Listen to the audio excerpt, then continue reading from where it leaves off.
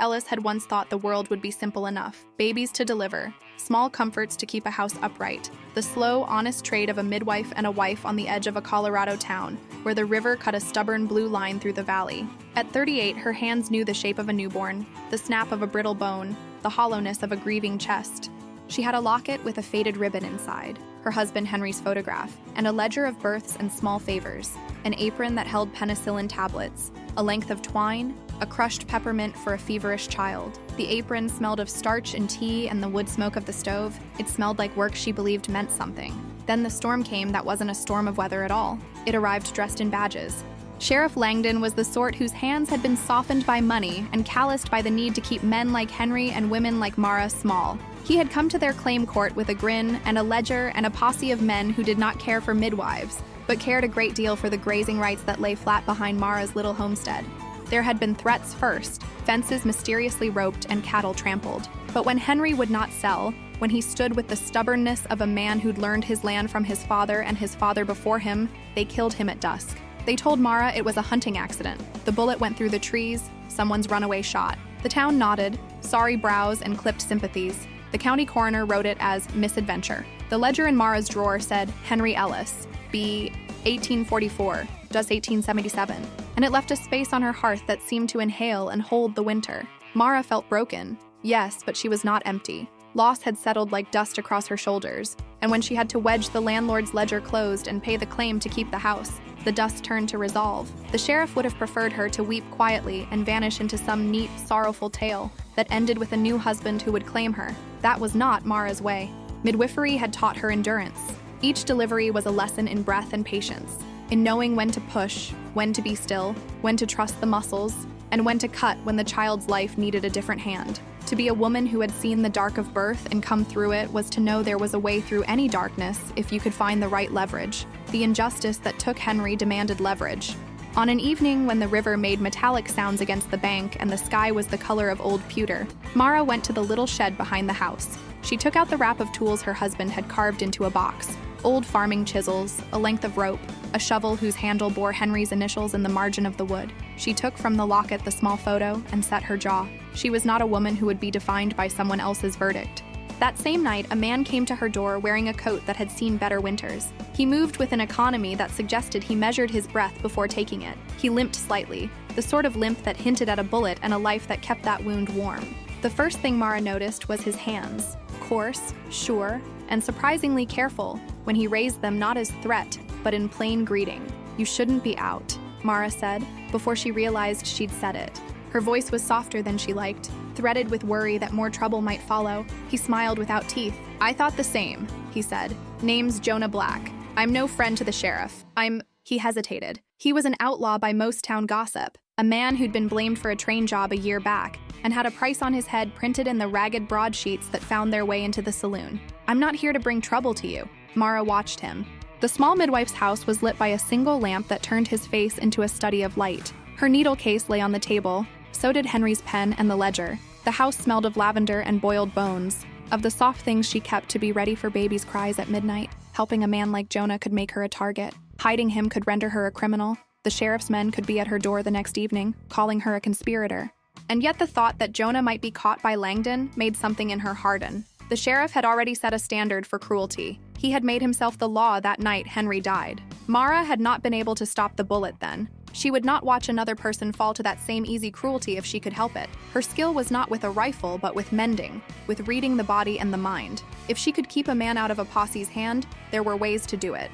She had seen women hide children under straw, bind wounds with scraps of apron, the midwife in her cataloged possibilities like a surgeon laying out instruments. "Come in," she said finally, the word like a fist folded out into the palm. She kept her face neutral because she had learned to keep her face neutral in grief. Jonah stepped inside and breathed the warmth of the stove. He did not sit where guests would expect. He chose the far corner where the shadows met. "Why me?" Jonah asked after a moment, his voice rough with distrust and fatigue. "Lot of folk would see me handed over and feel lighter. Because I know men can be made into monsters by badge and by coin," Mara said, "and because you're human. And because I will not let Langdon take another life without seeing the difference between law and theft." He looked at her then with something that was not wonder, but an assessment. He had been living with constant suspicion. He was used to being boxed into the shape the papers wanted him to be. Mara's offer was something else. Not pity, not barter, but a decision made by a woman who had been betrayed by the same men who wore badges. There was a soldier quiet about Jonah's acceptance. He understood the cost. That night, the house felt like the thin seam of a ship in a storm. Mara kept the lamp low and fed Jonah broth.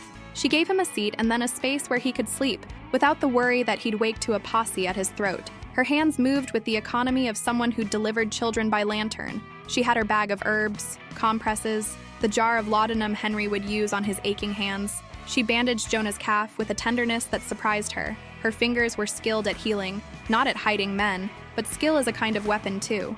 When the sheriff's men finally came, 2 days later, boots clattering on her porch, the callus of power clapping off each stride, Mara was ready with the front of calm. She met them in the doorway with an apron still dusted from flour. Her hair was loosed, which made her feel less formidable and more like the ordinary woman the sheriff wished to see. The two deputies looked her over like they were choosing what story to buy. "You seen Jonah Black, Miss Ellis?"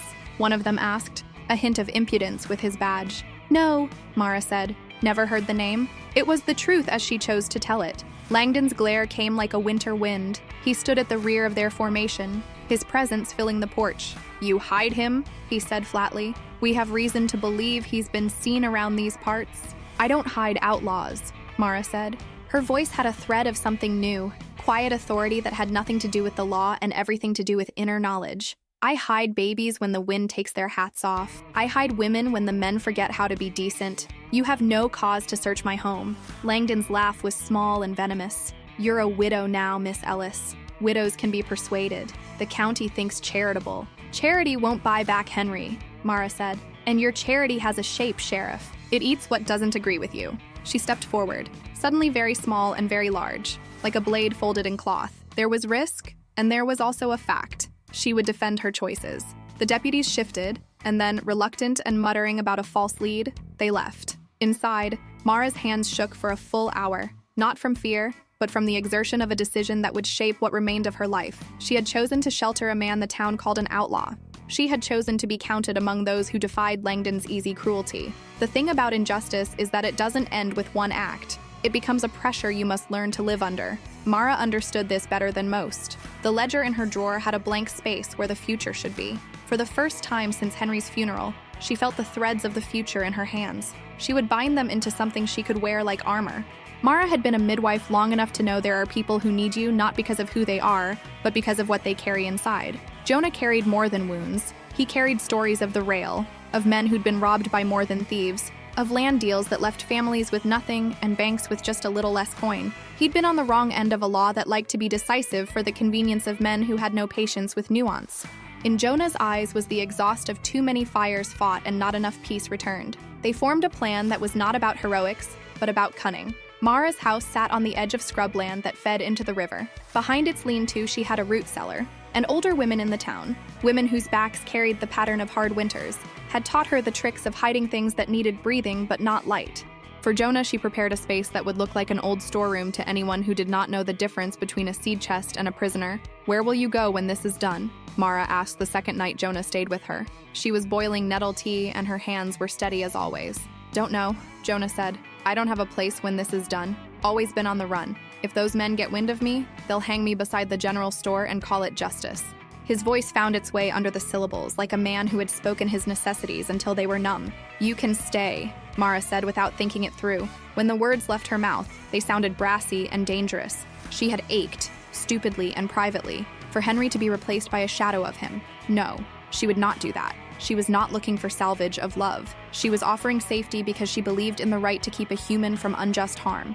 Jonah looked at her as though recalibrating the world. "Why risk yourself?" "Because Langdon is the kind of man who would take from others if he could," Mara said. She put a pinch of salt into the tea and watched it sink. "Because what happened to Henry?" She stopped because the word "because" could become a justification for vengeance, and she wanted only truth. "Because I'm tired of being told small. Because it's wrong to let a man die who could be alive." He sat then, cradling the hot cup as if it were all the warmth he had left in the world. There was no ferocity in his acceptance, only a weary appreciation. He began to help with chores. Jonah's hands, which had been roughened by rope and use, were uncommonly deft in the kitchen. He could light a fire in the rain. He could move a wagon with the languor of a man who had driven this route his whole life. Mara watched him with a kind of clinical interest at first, measuring, training, A midwife's eye for who would be useful and who would not. He was useful. At dawn, they would practice leaving the house as if no one had been there longer than a day. They would move the garden tools to make it seem as if the yard had been tended by a widow by habit and not by a man in hiding. Jonah had a scout's sense. He could read the track of a stranger in soft soil. He showed Mara how to tie knots that would not give away their purpose. Mara taught Jonah how to bind wound edges and how to tell if a fever was the beginning of something worse. She had him hold the knife with a midwife's steadiness, not to stab, but to cut cord or drown out a dangerous fever's progress. Their escape plan took shape more like a map than a tale. They would send Jonah downriver to an abandoned coal camp where the tracks were still fresh enough to disguise footsteps. He would wait there until the heat from Langdon's search cooled and the deputies returned to their barroom certainty. Jonah balked at parting. "I could leave," he said one night, "and never come back. It's what I've done." "But when you leave," Mara said, "they will come for whatever you left behind. Seeds, stores, people who helped you.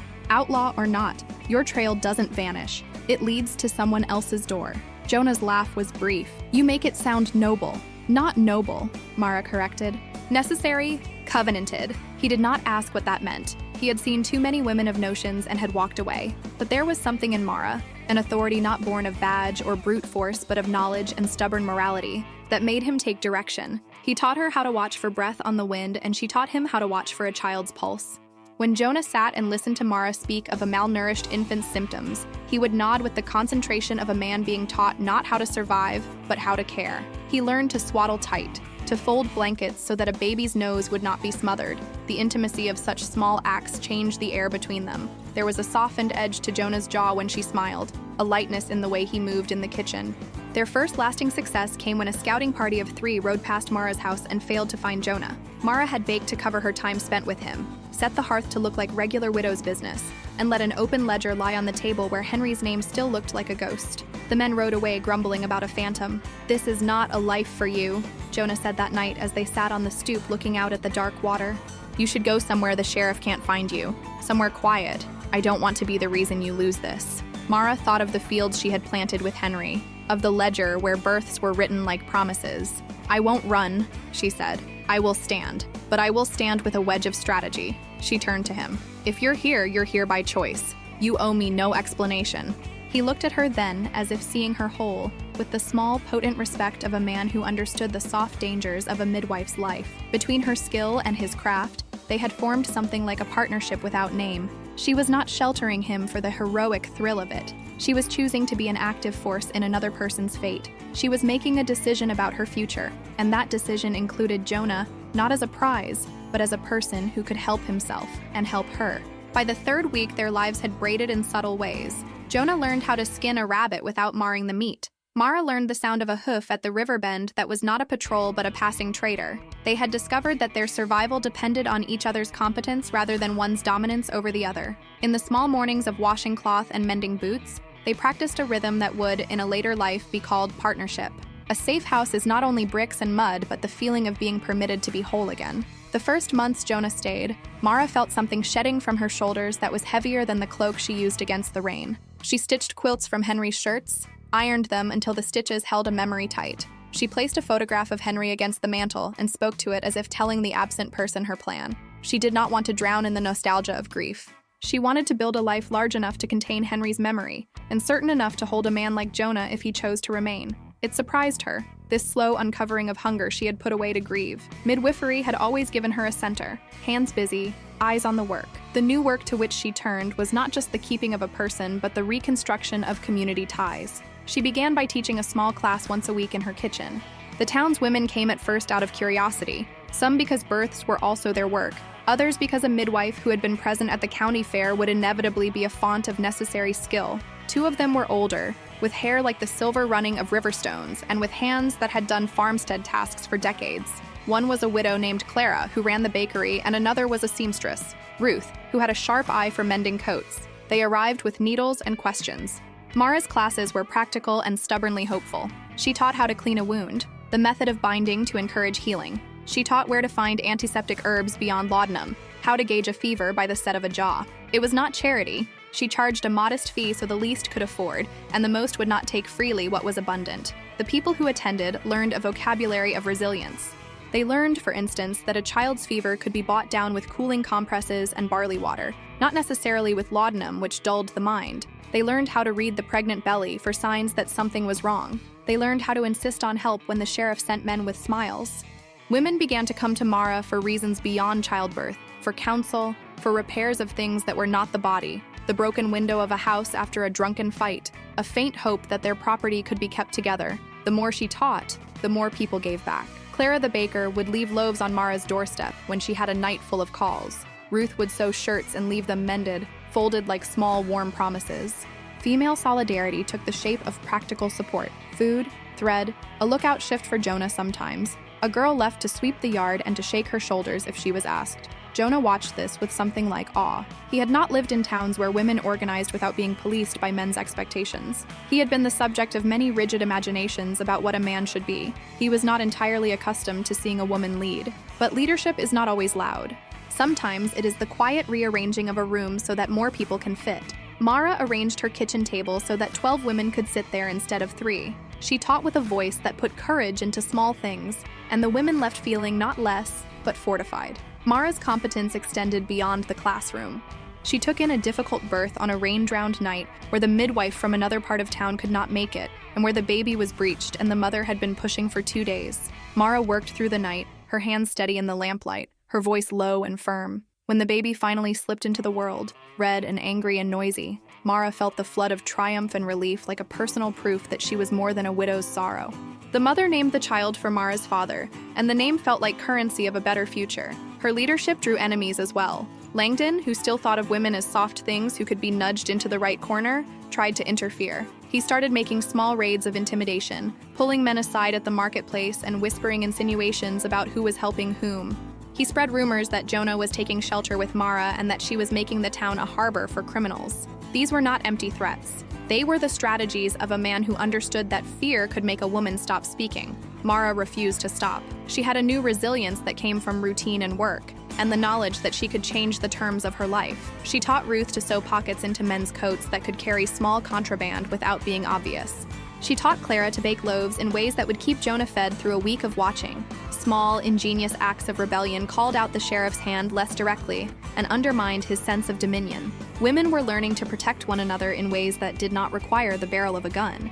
At night, regarding the sleeping forms in her house, Jonah in the corner on a makeshift pallet, Ruth's son curled at the foot of the bed once he'd come from a visit, Mara felt a pressure in her chest change from a wound to a muscle. She was discovering new faculties: strategy, the ability to organize scarce resources, the capacity to hold a room of people through crisis. She had once considered these things peripheral to being a midwife. Now they were central. It was an expansion of purpose that made her both frightened and exuberant. This new strength did not mean she was without flaws. Mara had a temper that flared when she felt incompetence or cruelty. She could be too stubborn, too set on a plan. She made mistakes, misjudging a fever once and having to work double time to correct her treatment plans, and learned through them. That capacity for learning, the recognition of error and the redoubling of effort, became a crucial part of her growth. She was not perfect. She was fiercely, humanly competent. Jonah's presence in her life began to change shape. Their nights were not only about caution, but about shared stories. She learned where he had been before the rumors made him a villain, the way he'd tried to protect a family when a bank foreclosed, how he'd been cornered and chose the path that left him outlawed.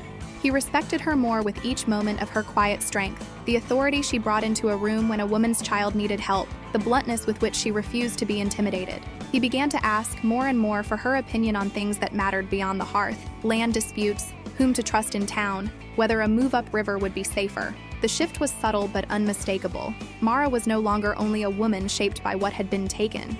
She was shaping things for herself by trade, by instruction, by the forming of alliances. The women in town began to trust her with secrets, with the crust of their fear. Mara, who had once been all sorrow and seam, now stood as a node of strength. She was becoming someone who could take decisions for others the way she had taken them for herself. Jonah's past was not a single story, but a string of weathered events that explained less than they judged. He was on the wrong side of a robbery he did not wholly commit, caught with a gun he'd used to threaten a banker once who'd been squeezing a family dry, branded afterward in the papers as an outlaw. He'd fled when it was best to run, and only survived by slipping into the gray of roads no government used to mark. For most men, that would be a burden they carried alone. For Jonah, when placed beside Mara's purpose, it became a set of tools. When Mara decided she needed to gather evidence of Sheriff Langdon's land fraud, proof that the sheriff had manipulated county records to claim grazing and then sell the parcels to wealthy men in Denver, she did not imagine outlaw tactics would help. But Jonah, with his knowledge of trains, deeds, and crooked men, had learned things along the road: how to get into county offices unattended, how to read a ledger for the hidden entries, and how to find where a receipt had been falsified. He used skills that had kept him alive in the harshest ways and turned them into intelligence for the cause Mara had taken up. Mara was not the sort to ask for help without thought. She made a plan, methodical and midwife-like. She knew where the county kept its registry and what sections of town were watched. She devised a timetable. When the office clerk took his mid-morning walk, when the deputy on duty napped by the stove, when the postwriter was guaranteed to be late because of an upstream washing machine of rain, Jonah, for his part, taught her the small things: how to make a forged pad of ink look authentic, how to read the angle of a lock's wear so you knew which keys might fit.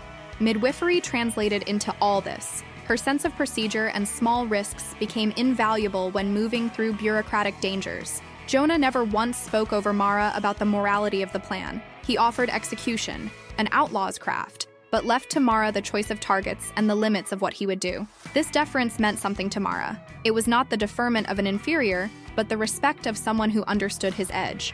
His respect for her choices allowed her to keep the mission tethered to her moral center. She did not want revenge. She wanted the law cleaned. She did not want to burn men. She wanted evidence so that the state could no longer protect Langdon's thefts with the pretense of order. Their first foray into the county office was small and quiet. Jonah kept watch while Mara slipped into the clerk's desk and copied deeds with a practiced hand. She had, after all, copied family records many times: birthdays, baptisms, the careful script of midnight signatures. The ledger entries Hannah needed, the ones that showed Langdon's extra lines and secret notes, looked like hidden veins to a woman who knew how bodies hid their secrets. She found a receipt dated 3 days after the supposed sale of Henry's land that showed an unauthorized transfer. She found others too, the threads of corruption woven into the town's bed. "Why did you do it?" Jonah asked when she emerged from the clerk's office, ledger pages folded in the pocket of her bodice like contraband. "Because Henry would have wanted a life where we could claim what we planted," Mara said. She handed Jonah a page. "And because there are daughters and mothers here who can be made to vanish if Langdon keeps picking at us." He nodded, the expression of a man who understood that the world had been asking for his skills to be used for something other than mere survival. He taught Mara how to take those copies without leaving a trace, how to slide paper beneath the ledger in the exact place and lift it with a thinner hand. They worked together as people who had spent their lives saving things. Jonah, the way a thief keeps a treasure from being burned; Mara, the way a midwife keeps a child from the chaos of a storm. Understanding one another's pasts did not turn Jonah into a mirror for Mara's pain. It turned his experiences into resources. Once, while they discussed how to present the evidence to the county court, Jonah said, "You do it in a way they can see that Langdon has stolen from more than you. You put the ledger where the merchant's wife can read it and where the preacher sees it. Put it where the voters can't pretend not to know." Mara began to strategize with the precision of a clinician. She wrote down who needed to be convinced: the bank manager who still remembered Henry's smile, the preacher who had a decency bound to his vows, the bakery owner who would carry the news in loaves and gossip. She planned to reveal the falsified deeds during a town meeting, in front of enough people that Langdon would not be able to deny the evidence without looking like a liar. Jonah's skills did not make the plan easy, and they were not a cure-all. They simply increased the range of what Mara could do. His outlaw knowledge of surveillance and locks kept her from walking into traps. He taught her to disguise evidence in places where it would be least suspected: a bundle of grain sacks at the mill, a shipment meant for the county fair. He stood at her shoulder in ways that honored her decisions. This was not him stealing her agency. It was him giving her access to methods she would not otherwise have had.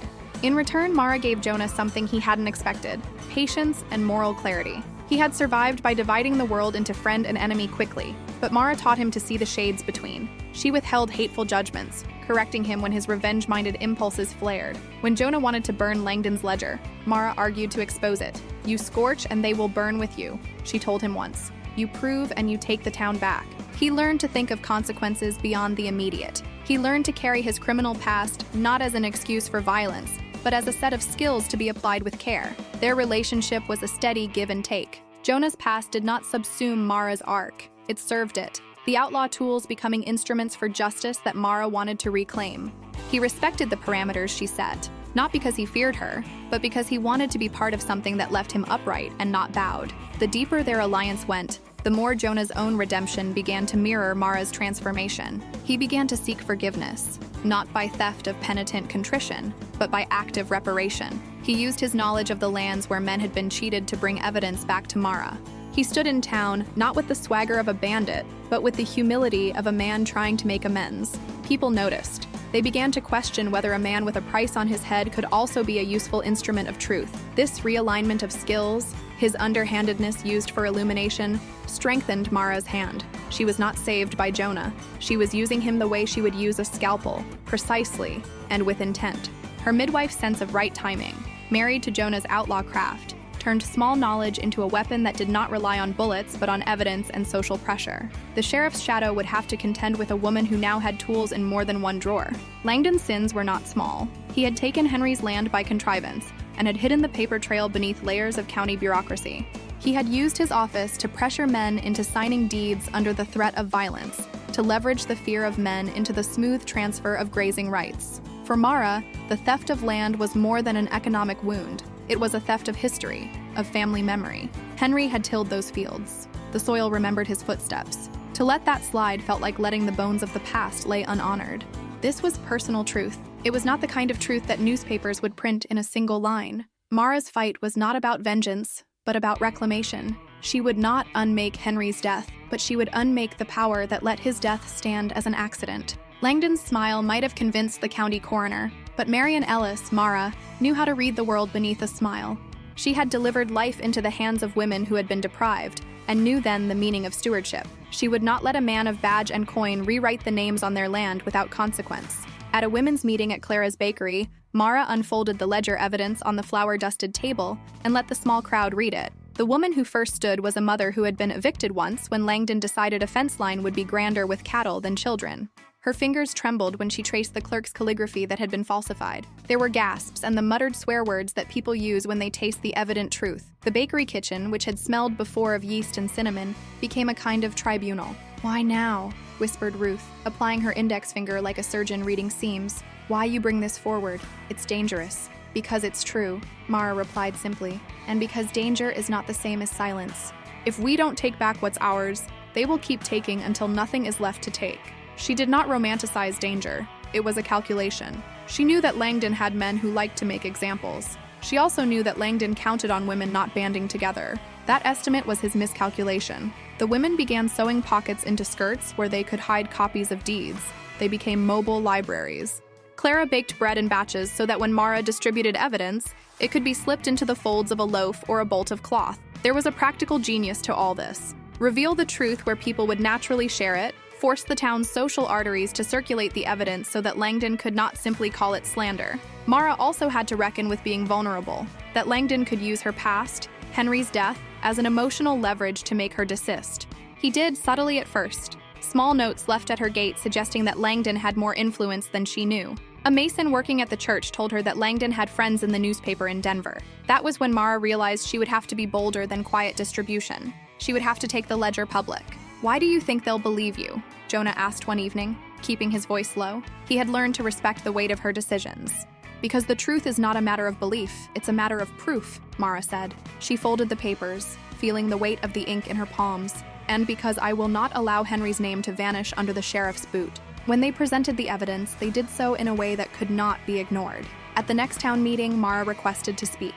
A midwife speaking in a town meeting was a small novelty, and Langdon probably expected she would be a crying, grateful widow asking for a curtsy. Instead, she brought the ledger copies and read aloud the forged lines, the dates that did not match the witnesses, the receipts from men who swore they had not been paid. The room, full of men who thought themselves untouchable, listened as she read. When the bank manager glanced up and saw his own ledger in Mara's hand, the color left his face. "It's not justice to keep men who make law into a private armory," she said, her voice steady in the way of a surgeon in an operating room. "You can call me criminal for sheltering Jonah Black. I will take that name and turn it into a badge of care. But you—" She nodded at Langdon, who sat red-faced and beetle-eyed. "You will not take any more." Langdon, who ruled by intimidation, rose and began to bluster. He called Mara a woman seeking attention, a challenger to the established order, a foolish widow trying to make a spectacle. The men of his posse moved in to support him with the acrobatics of small minds, yet the ledger lay open on the town table. Evidence had a weight. People were connected by kin and trade. and a bank manager had mortgages to defend and a preacher to placate. For a while, Langdon's attempt to discredit Mara looked like it might work. He spread rumors that Jonah had been at Mara's house and that she had been stealing supplies to feed him. He tried to make the community suspicious of her motives, but the women stood with her. They had told with her classes, had tasted the steadiness she offered in late-night deliveries, had seen the children she had kept alive. Their loyalty made it difficult to smear Mara without inviting scorn and reprisal. Mara's righteous anger was not an uncontained blaze. She used it as fuel for careful acts. She petitioned the county to reconvene an inquiry and used the copies of falsified deeds as primary evidence.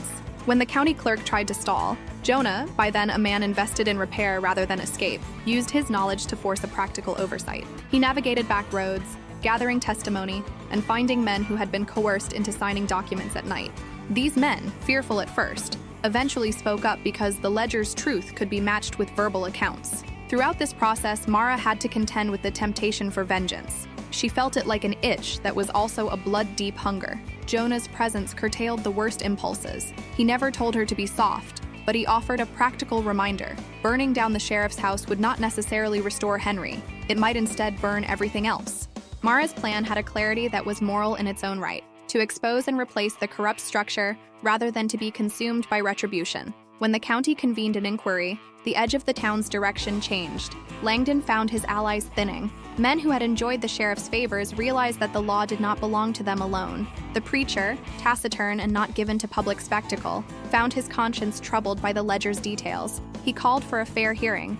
That hearing, which took place under the gnarled elm outside the courthouse and was attended by most of the town, was not a cinematic confrontation with rain and the knuckled fury of mass. It was a detailed, stubborn unveiling of a system's faults. Mara read the ledger again. She lodged her evidence with a clerk who had, to his credit, harbored an itch to do the right thing.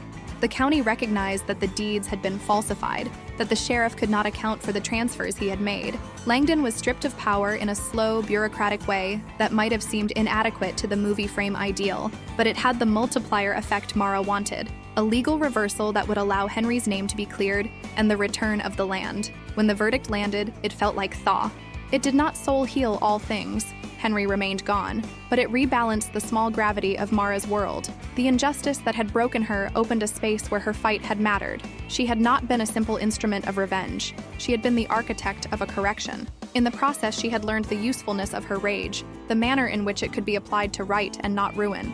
There were nights when the law was done and the town breathed easier, that Mara and Jonah sat at the kitchen table and measured what they'd become. They had, by degrees, formed an alliance that was not codependent nor performative. It was an equal partnership, forged by the time they had spent doing things neither had been able to do alone. They shared chores without sermon. Jonah mended the fence. Mara cataloged births and property claims.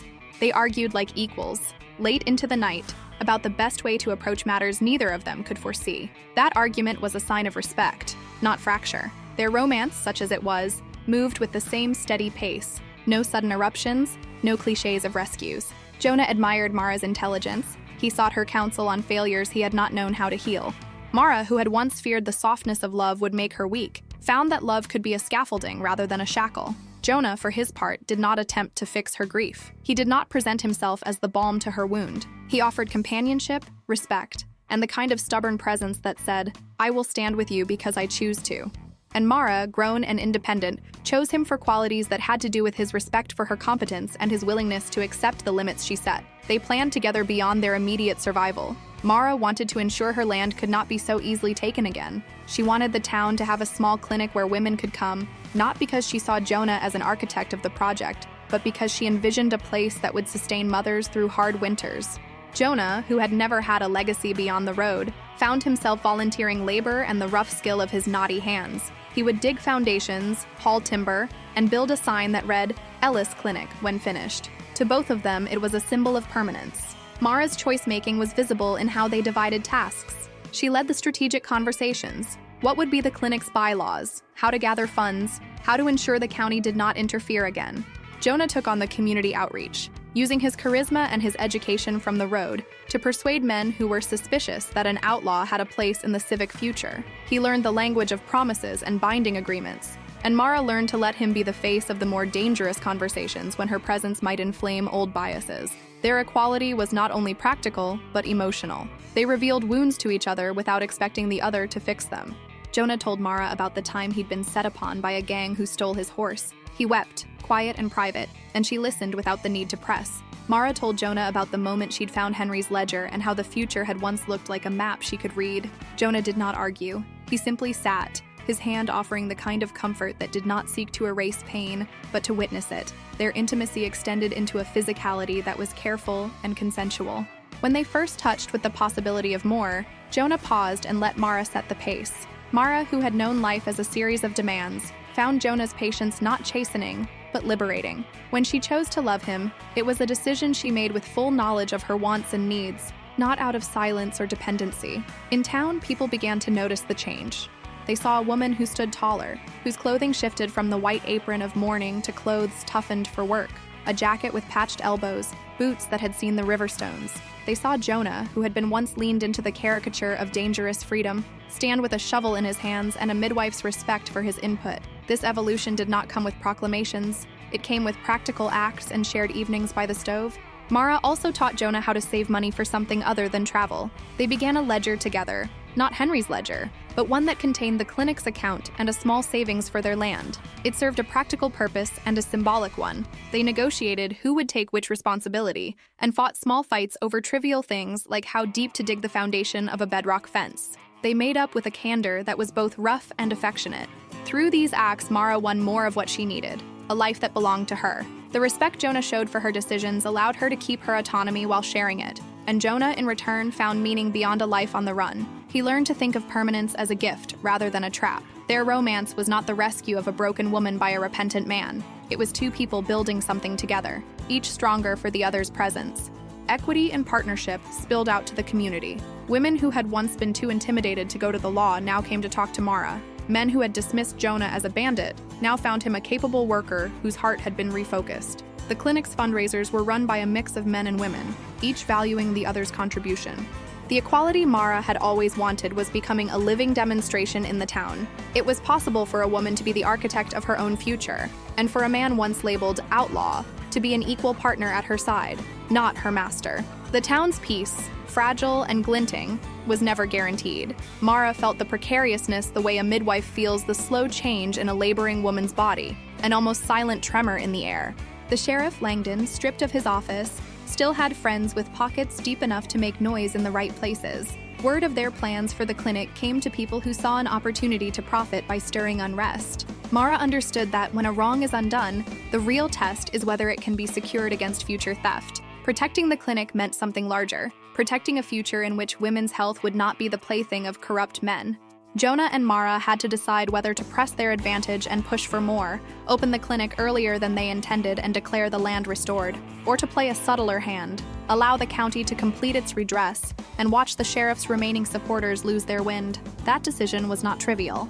Marcus, Mara's neighbor who had been an ally for years, called one night to tell her that a group of men from a nearby ranch were circling like vultures, about to claim any land left without a strong armed defense. "We can stand down and let the county finish the formalities," Jonah said. He had learned to weigh consequences not only for herself, but for the others whose livelihoods had been threatened. "Or we can push back.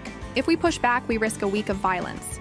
Mara's face softened, the way it did when considering the balance of life to risk. The choice before her was stark, the way a midwife chooses to cut or to wait, make an incision now and risk bleeding, or wait and risk infection. She thought of Henry's hands in the soil, of the way the river cut its own future through stone, of the mothers who would need a clinic. She thought of Jonah, who had become a partner in the past months. His hand on the ledger was steady. His hands in her life had been consistent, not conquering. "I don't want more blood," Mara said finally, "but I also won't watch the land handed back to men who think they can buy communities with coin. If we face them on our terms, we control the story." Jonah's profile softened in relief. He had feared that standing down would be seen as a cowardice that would feed men like Langdon. There was no honor in cowardice for him.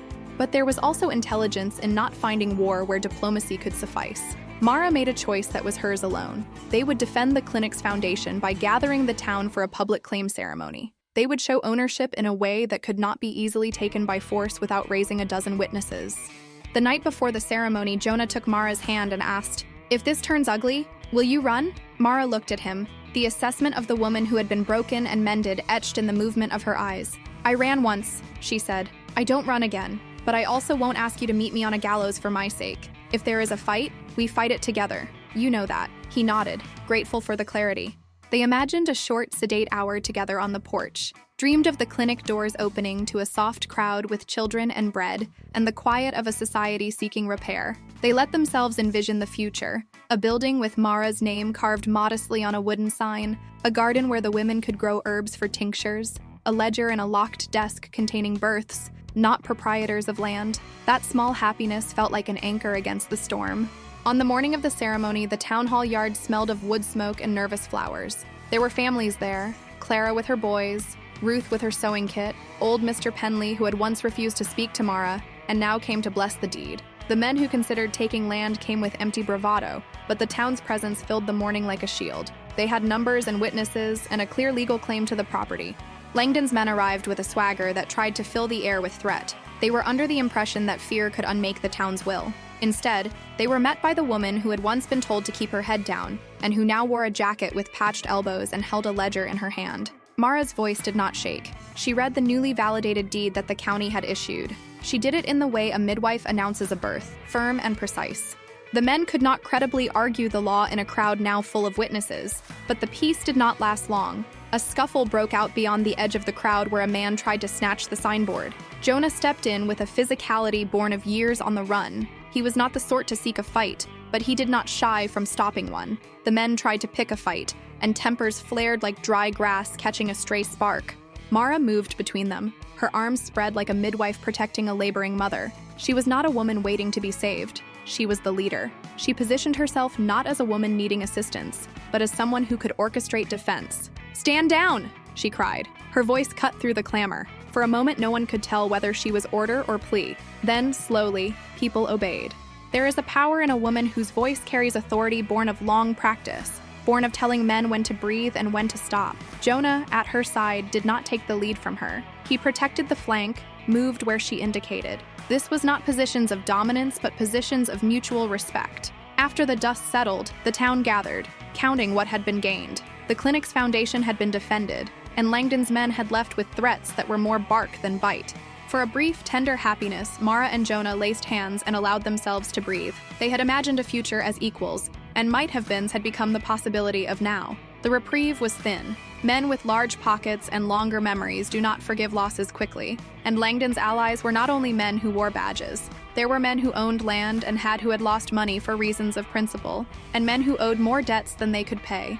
In their confluence, the appetite for regaining power became a closed circuit. They started to conspire in ways that were less obvious and more dangerous. "They'll come in the night," warned Clara, turning the bread on the table as if kneading out the worry. Her voice was the voice of someone used to predicting trouble by the way animals behaved. If they can't take the land by law, they'll take it by trick. Mara knew the danger. She began to make preparations. The first was practical. She made the clinic's front door reinforced and organized watch shifts. Ruth's sewing circle had become, quietly and steadily, the town's defense corps. The women learned how to call signals, how to send discreet messages if Langdon's men tried to form a line. They planted night flowers that could be seen only under moonlight, each blossom indicating a safe path or a danger. It was small, domestic ingenuity turned into resistance. Jonah took it further. His knowledge of the river and back trails translated into a plan for escape routes and safe caches. They set up stashes of food and water along less traveled roads. He taught the men and a few trusted women how to camouflage signs and reroute a posse by leaving decoy tracks. Mara sat at the table, ledger before her, and apportioned responsibilities. She sent messages to people who had land in different directions, asking them to keep a watch for strange riders.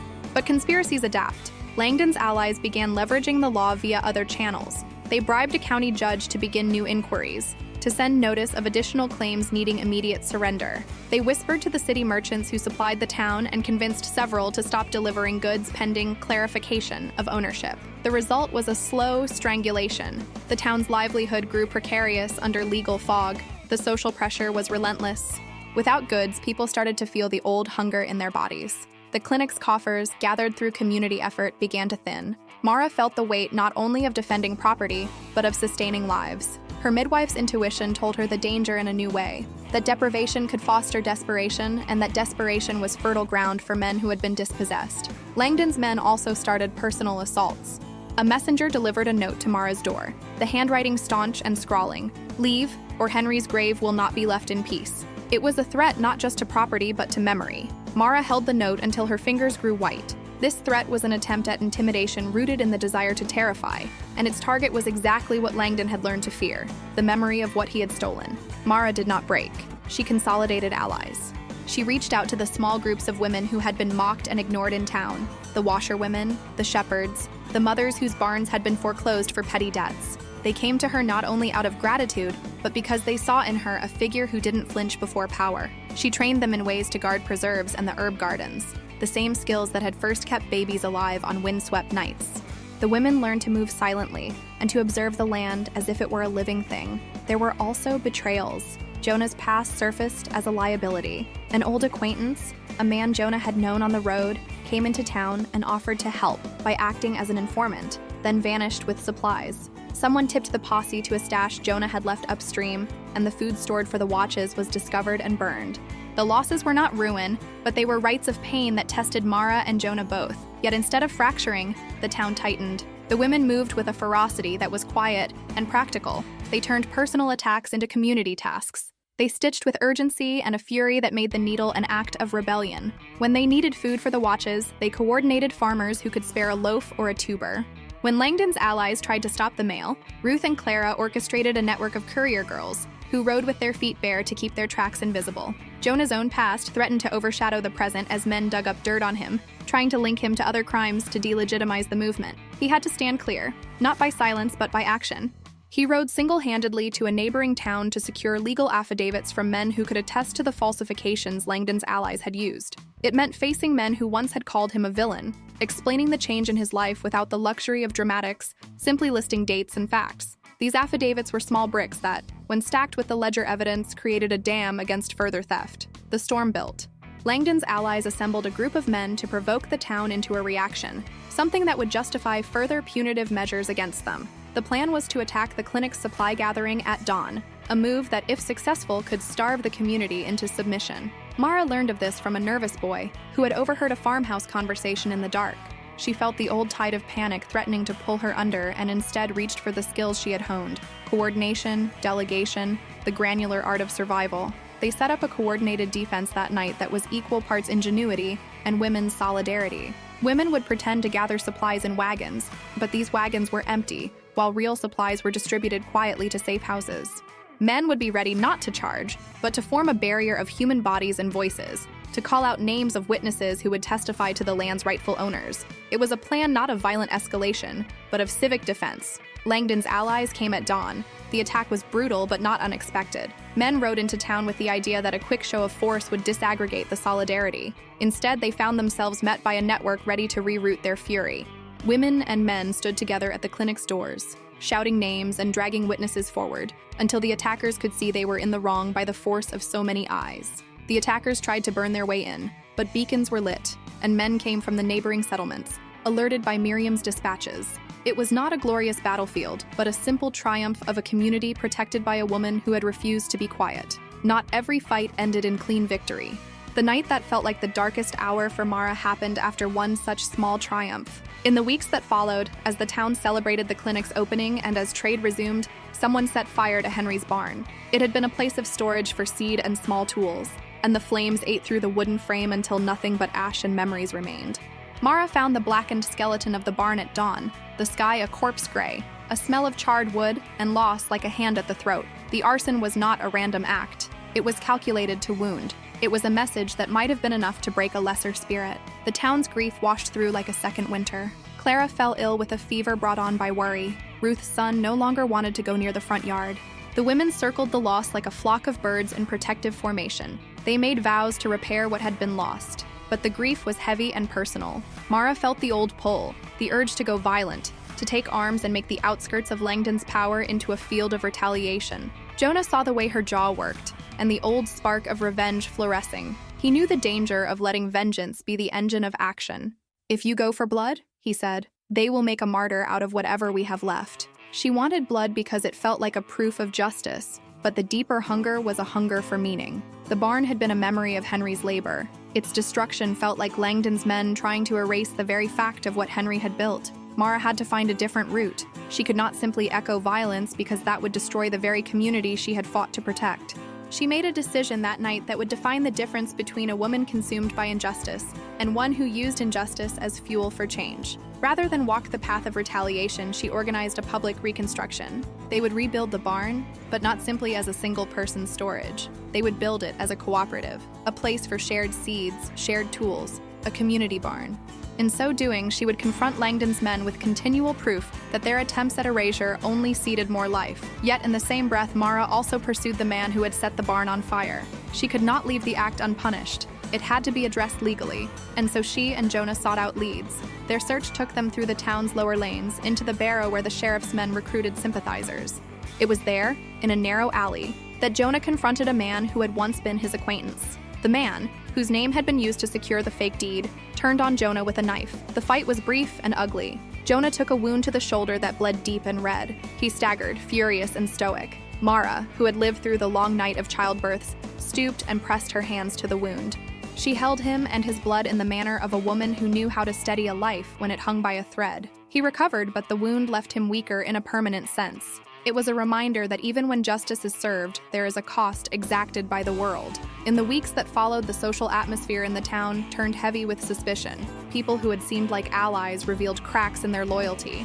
A man who had been crucial to the clinic's funding withdrew, intimidated by the threats of a larger patron. The county judge who had once pledged fairness began to take long vacations. The tide of small pressures wore at Mara's spirit. She had won a large thing. Henry's land returned, and yet the world continued to carve away at the edges. Mara's darkest hour came not as a single dramatic blow, but as a slow constriction. The people she trusted most were tired. The clinic's funds were thinning. Jonah's wound ached through the spring weather. She felt herself pulled into the ancient binary of despair or endless fight. To choose to keep going felt both heroic and monstrous. She had been told to be small her whole life and had refused. Now she had to summon a courage that was not theatrical, but deliberate and disciplined. One night, sitting by the mantel with ashes blowing like ghosts into the room, Mara opened Henry's locket and touched his photo. She felt small and heavy with the weight of all she had to do. The town's women had come to ask her what to do next. They looked to her with the hunger that had once been in her own eyes. If she faltered, they would all fall. She did not break, but she also did not try to be superhuman. Instead, she called for help.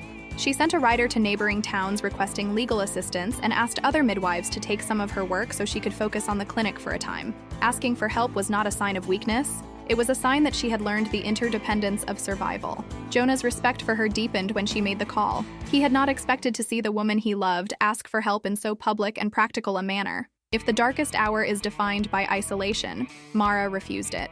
She sat with her grief and let it be something she wore rather than something that devoured her. She built a reconstructed barn with the town's hands and did not pretend to be the only architect of the victory. She became the steward of a community's resilience rather than simply its leader. The darkest hour passed not because the threats vanished, but because the work of rebuilding taught everyone how to stand together in the face of ongoing power.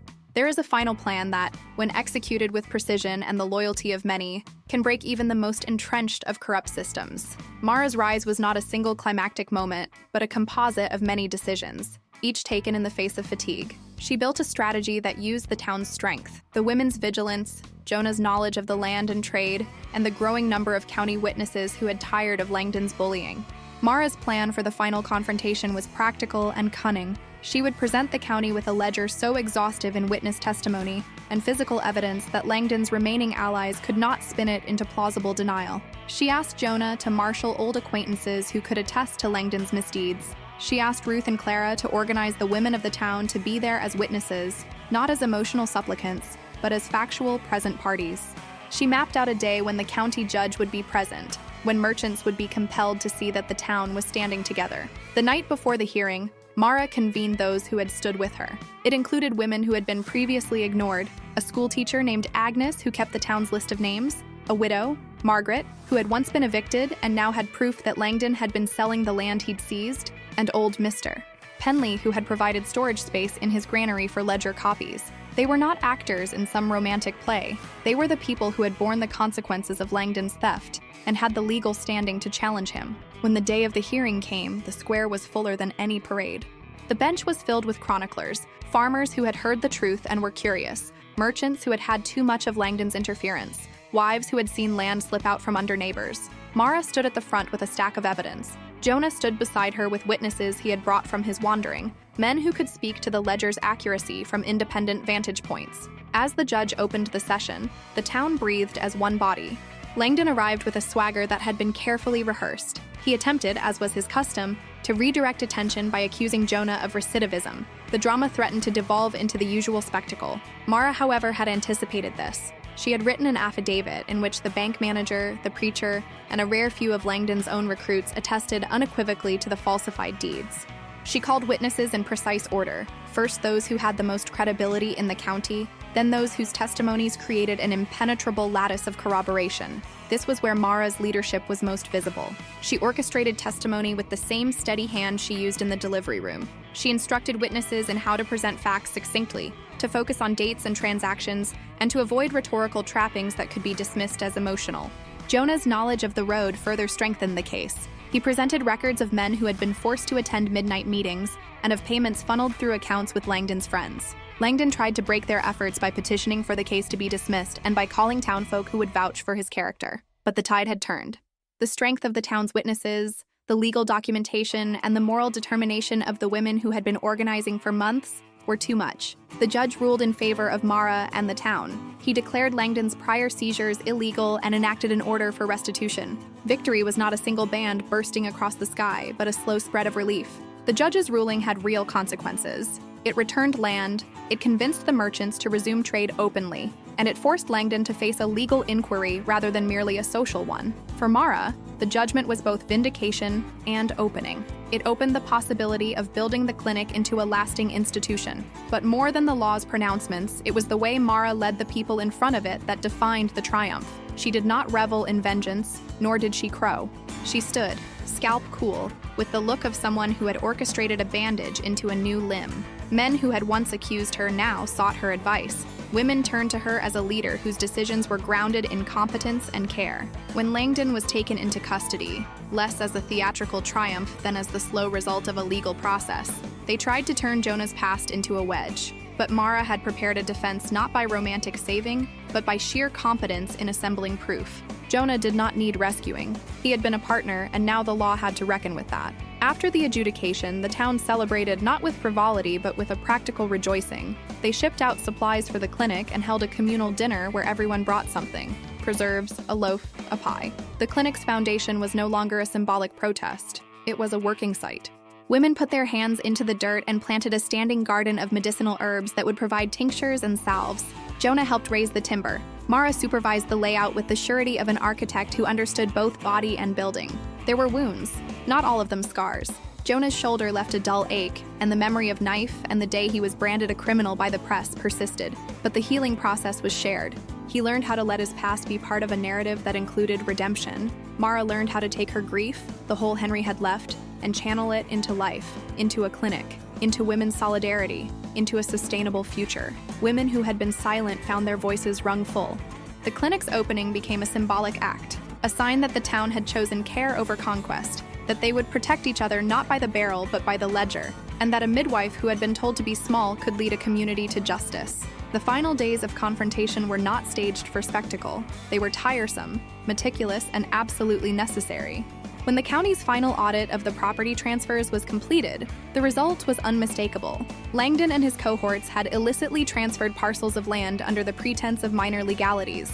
The county revoked the wrongful sales and enacted protections to prevent a similar fraudulent manipulation in the future. Laws were changed, not with the flashy drama of a courtroom duel, but with the administrative rigor Mara had insisted upon. She wrote the code of a new amendment with the same careful attention she had once used to chart a baby's pulse. That kind of justice is slow but durable. It meant the restitution of Henry's land, which Mara decided to hold in a trust and to use to fund the clinic so it would not be easily seized again. She proposed, and the town accepted, a communal ownership of the defensive barn. They placed records in multiple hands and in town archives rather than leaving them in the hands of a single man. Jonah, who had been an outlaw and a transient, was given a role as head of maintenance for the clinic, a position that recognized his skill, his repaired conscience, and his commitment to stay. In the aftermath, people came forward with apologies and with offers to help rebuild. Some men had been captured by their own greed and were repentant in a way that grew on the town like the awkward new leaves of spring. There was no easy unmaking of all pain, but there was accountability. Langdon paid fines and faced the possibility of imprisonment. It was not the sensational end of a villain, but a legal correction that would reverberate through the county for years. Mara's victory was not trivial. The clinic opened with a small bell over the door, a modest declaration of continuity. Families came in with children who had once been neglected and left the building with bandages and hopes. Midwives who had been scattered in the area came to work part-time, sharing knowledge and building a net. Mara's name was written in the ledger beside births and marriages and notations that recorded not only physical births, but the rebirth of a community. Her love with Jonah blossomed in the rubble and the regrowth. They did not single themselves off in private triumph. They were visible, hands dirty with work, with the mutual affection of people who had been tested together and who had chosen the life that followed. The relationship that grew between them was one of equality. Jonah never demanded she stop being the leader she had become. He joined in, offering himself as a partner and co-guardian of the future they had built. They sat together on the clinic's porch and imagined what else might be done. Schools, a women's co-op, a registry that would not be tampered with. As for the women who had supported Mara, their solidarity became a formal association. They met monthly to plan, to teach, to keep each other apprised of the town's needs. They were a visible reminder of what women could achieve when organized beyond the private confines of kitchens and as citizens in their own right. Female solidarity had protected the town from corruption and had created a model for other places where people lived under similar tyrannies. Mara's transformation was complete, not because she had become something else, but because she had reconciled the loss of Henry with the life she had chosen to build. She still kept Henry's photograph in her locket and the quilt he had stitched. These were not relics of a lost chance, but ornaments of memory that had guided her work. Her appearance changed. The dresses she wore were practical, layered, with a sun-worn brimmed hat for the garden and boots for the river. Yet she carried herself with the elegance of someone who had seen life and chosen to keep living it fiercely. Mara's actions had ripple effects beyond the town. News of the clinic and the way the women had organized spread to neighboring counties. Other midwives wrote to ask how they might emulate the governance of the trust Mara had created. Jonah, once a name on a wanted paper, was now an example of redemption in the press that mattered. The ones that wrote about grit and about people who turned their lives toward building rather than merely surviving. Justice, in the end, felt less like an act than a state of being. Mara governed it with a midwife's patience and a leader's firmness. She did not romanticize the price that had been paid. Henry's absence was still a hollow room in her heart. But she found a way to balance reckoning with mercy. That balance became the new moral grammar of the town. Years later, when the clinic's bell had already become part of the town's sound, Mara walked the path to her fields with Jonah at her side. Her hand still bore the small scars of delivery and fight, and Henry's photograph remained inside her locket. The woman she had been, a grieving widow, was not erased. She was layered. The practical clothes she wore now, sturdy boots, a jacket with elbow patches, a hat with a faded ribbon she'd replaced many times, were marks of a woman who had lived thoroughly. Her hair had silver at the temples, lines around her eyes that were proof she had smiled more often than sorrowed. The land, once wrought from false papers, flourished under a cooperative trust. Its harvest fed the clinic's pantry and supported the town's midwives, teachers, and artisans. The barn, rebuilt not as Henry's alone but as the town's storehouse, held seeds in labeled sacks and tools ready for the next year. Women worked the herb gardens in shifts, drying chamomile and yarrow for their tinctures. The clinic itself became a node of community life. Births registered, minors immunized, women taught to read the ledger's numbers and to guard their own property with legal devices Mara had helped set into place. Jonah had taken to public work with a fierce pride. He oversaw the clinic's maintenance and organized a weekly class on land defense and practical skills for the young men and some of the older women who wanted to learn how to survive storms without resorting to theft. He had found a steadiness he'd never known on the road, a place to put his bones and not always drag them behind. He and Mara had a partnership of equals. They argued like persons who respected one another's minds. He challenged her when her plans were too risky. She cut him down gently when his impulses were too quick to revenge. Together, they made difficult decisions about the trust's funds, the clinic's staffing, and the town's priorities. Mara insisted on transparency. The ledger was open for inspection by any town member who would come and ask. It was a practical insistence born of the lesson she had learned in fighting a sheriff who had hidden the truth with paperwork. The women who had once hidden scrawled receipts in bread were now sitting on the trustees' board, voting on the disbursement of funds for the schoolhouse and for the apprenticeship of young midwives. Their life was calm in a way it had never been before. But calm did not mean complacent. Mara continued to teach. She ran evening classes for women learning to read property deeds and gave Saturday clinics for the sick. She never stopped being a midwife. The sound of newborns was as much a part of her as the wind in the orchard. There was a tender scene where she delivered a baby to a young mother who had been one of the girls who once hid Jonah's footprints. The circle of protection had come full in a way that felt holy, without any sermon. Mara's transformation from widow to warrior to keeper of a thriving service was not a movie's tidy montage. It was the aggregation of small choices across years, refusing to be quiet, learning to organize, accepting help, demanding accountability, and choosing partnership over dependency. She had been broken, but she had found that breaking could be the hinge for reconstruction if guided by deliberate, ethical work.